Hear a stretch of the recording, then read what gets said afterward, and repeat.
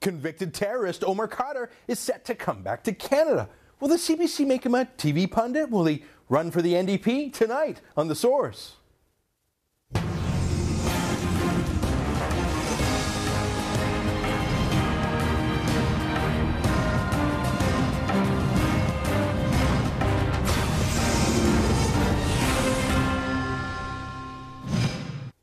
Omar Khadr, the convicted al-Qaeda terrorist and murderer, has applied to come back to Canada from his U.S. prison. Theoretically, he could be here as soon as Friday.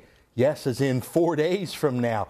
Here's a copy of the plea bargain that Khadr signed with the Pentagon. Check out the front page of it, dated October 13, 2010. That's almost a year ago. The deal said that Khadr has to serve just 1 year exactly in a U.S. prison, despite a U.S. jury giving him a 40-year sentence. As soon as that 1 year is up, he's free to transfer up here to Canada. And in one of the most bizarre decisions made by the Conservative government, we agreed to it. Now, of course, the little terrorist jumped at the deal. Here's his signature on page 6 of the paper. And here are the signatures of Khadr's 2 U.S. lawyers, as well as the Pentagon. People, it is a done deal. And if you're counting, a 1 year sentence that started on October 13th last year ends this Thursday. So Khadr could theoretically be back in Canada on a private jet as soon as this Friday. You'll notice that contract I showed you doesn't have a Canadian signature on it. That's because Canada's foreign minister at the time, a red Tory named Lawrence Cannon, sent a very special, separate love letter, a secret letter called a diplomatic note, promising to open wide our doors to this little murderer. No debate about it in Parliament. No disclosure of the terms of this diplomatic note, just a secret promise that when he knocks on a door, we'll let him in, no matter what the threat to Canada's national security is. Let's take a moment to remember who we're talking about here.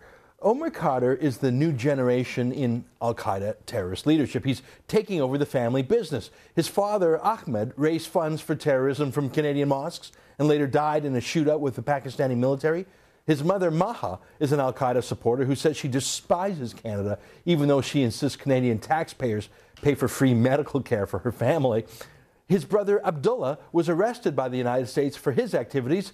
His other brother, Abdul Karim, was injured in a terrorist fight against Pakistan, too.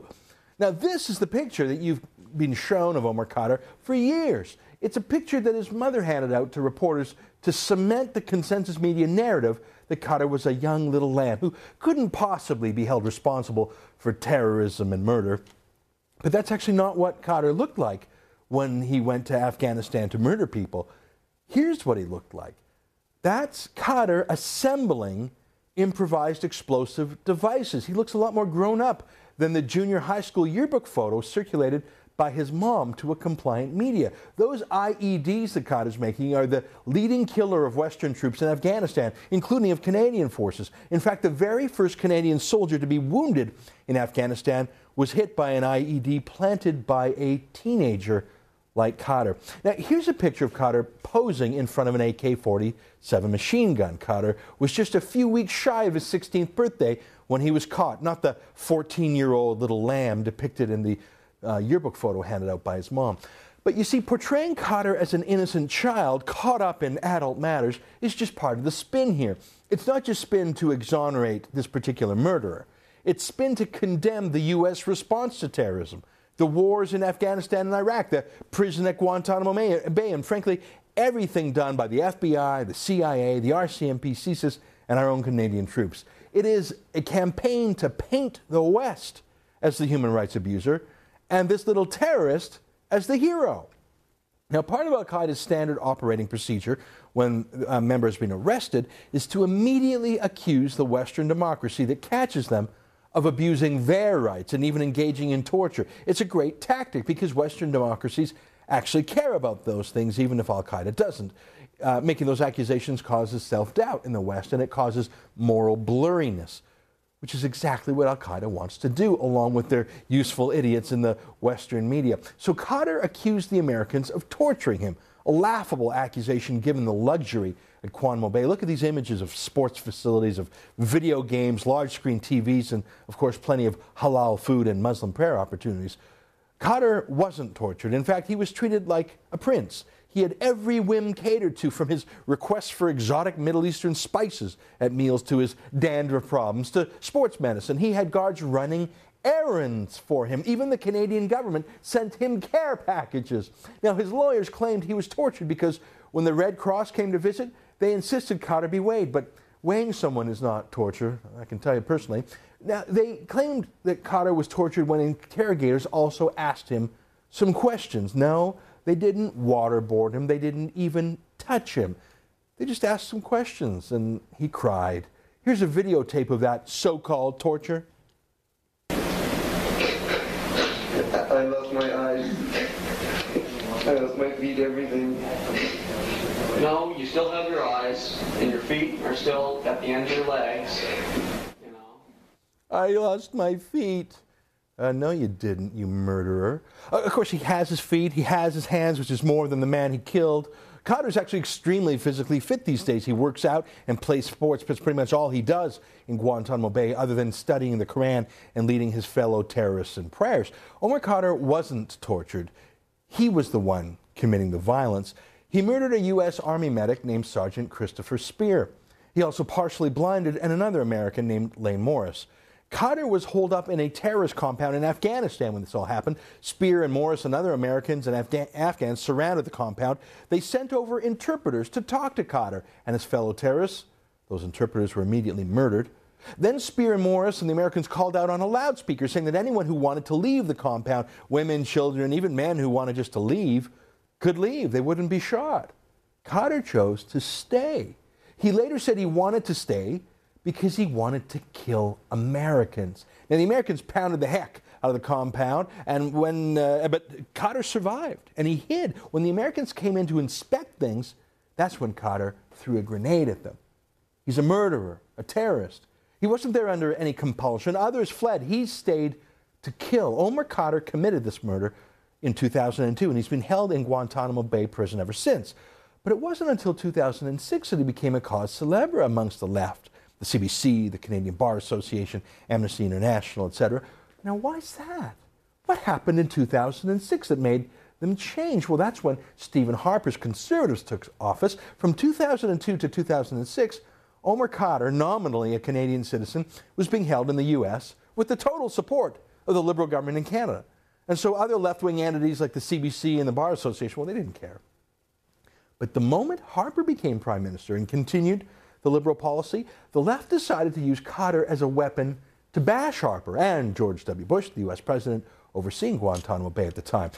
So some amazing things happened. For example, Irwin Cotler, the Liberal MP who, as Justice Minister, worked with the Bush administration to keep Khadr in Guantanamo Bay, suddenly decided he wanted Khadr freed as soon as he wasn't Justice Minister anymore. Romeo Dallaire, a former Canadian Forces general who was appointed a Liberal senator in March of 2005, decided that he had to speak up about Khadr, but only a year later, once the Liberals were out of office. Dallaire actually testified before Parliament that for Stephen Harper not to bring that little terrorist home made us Canadians as evil as Al-Qaeda was. Here's him saying that. Look at this. He's debating Jason Kenney. Watch. So is it your testimony that Al-Qaeda strapping a 14-year-old girl with Down syndrome and sending her into a pet market to be remotely detonated is the moral equivalent to Canada's not making extraordinary political efforts for a transfer of Omar Khadr to this country? Is that your position? If you want a black and white, and I'm only too prepared to give it to you, absolutely. You are either... Can you believe a former Canadian Forces general absolutely comparing our government to Al-Qaeda? What's even better is that he was just fine with the Liberal Party doing the exact same thing. Now, the CBC, of course, has been the biggest Khadr booster, well, since 2006 at least. Here's a clip of George Stroumboulopoulos talking to Lane Morris about that fateful day. Morris, remember, was someone who lost his eye. Look at how Stroumboulopoulos does the same thing that Dallaire does, drawing a moral equivalence between our Western democratic armed forces and Al-Qaeda terrorists. Check it out. Now, are you surprised that there was a murder charge filed because this was a war and you were fighting in a war and he was a soldier and this kind of thing happens in a war? Don't the rules of war apply? He was a soldier on one side, you were soldiers on another side? Well, you know, I'm not an attorney, but I know he's not a soldier. That's an insult to anyone who puts on the uniform of their country and serves honorably. Omar Khadr is part of a network of criminals. They're terrorists. They're not soldiers, and to call them a soldier it does dishonor to those from Canada who wear the uniform of their country, as anyone does wear the uniform of their country. Well, and the thing about, the term soldiers, you apply it as you see fit, but it was a war, so there was one side versus one side. No. Omar Khadr wasn't a soldier on one side. Just like Paul Bernardo isn't a soldier because he murdered someone. These are depraved murderers. According to the Geneva Conventions, a soldier has to be part of a chain of command. He has to wear a uniform and bear his weapons openly, and he has to follow the laws of war. If he doesn't do these three things, he doesn't have any legal rights as a prisoner of war. He is not a soldier. Khadr is not a soldier. He is a murderer and a terrorist. And despite the media and the Bar Association and the Liberal Party's attempt to paint Khadr as a child soldier, that's just not the facts or the law. Everyone, including the United Nations Convention on the Rights of the Child, acknowledges that a 15-year-old and a 16-year-old are not child soldiers. Even the Canadian Forces recruit as young as 16. There is nothing illegal about Guantanamo Bay either. The U.S. Supreme Court has approved it. It's far more liberal than required by law. It even grants Geneva Convention status to terrorists, which it doesn't have to do under the law. Even Barack Obama, the Democrat who campaigned against Guantanamo Bay, changed his mind. Remember this?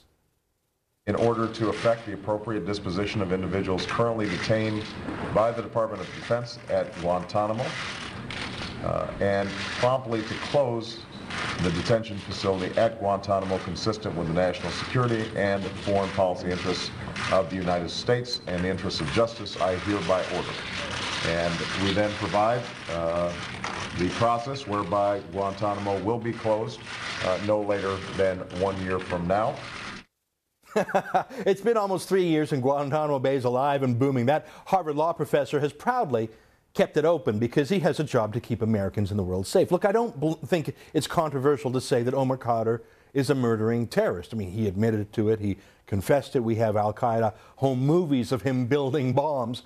He's never renounced al-Qaeda or terrorism or killing infidels. He's never expressed remorse or regret for what he did. In fact, while in prison, he told guards that when he feels down in the dumps, he just thinks about how amazing it felt to kill an American soldier, and that puts him in high spirits. Seriously, he is a Muslim Paul Bernardo. And now he's coming home. According to his plea deal, he can be here as soon as Friday. Public Safety Minister Vic Taves has to approve it first.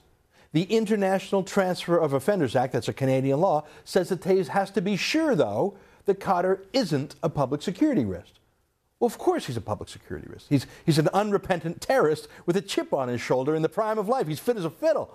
Now, Taves can keep him out. I bet he wants to. Taves is a law and order man. He's a friend of the show, and we're a friend of his because he does the right thing. But Lawrence Cannon, the red Tory former foreign minister who lost the last election, well, he promised Barack Obama that we would take that little terrorist back.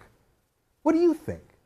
Do you think a secret promise to Barack Obama should trump our national safety here? Do you think we should cut a deal with this little terrorist? Or leave him in the U.S. to serve a sentence for murdering an American? We're going to talk a lot more about this story over the next few months. I think it'll take a few months for Taves to make his decision and that terrorist to get back here. Technically, it could happen on Friday. I don't think it'll move that quickly.